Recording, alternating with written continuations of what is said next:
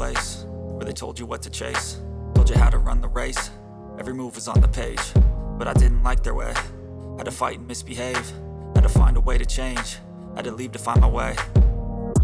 Caught up in a daydream, I beat my mind up there almost daily. It's how I pass time, no opinions safely. It's how I understand what I want in this place, see. Cause everybody wanna tell you bad things, what could go wrong, what fame brings. But success is a finicky thing, and if you ain't sure, no, it'll never be.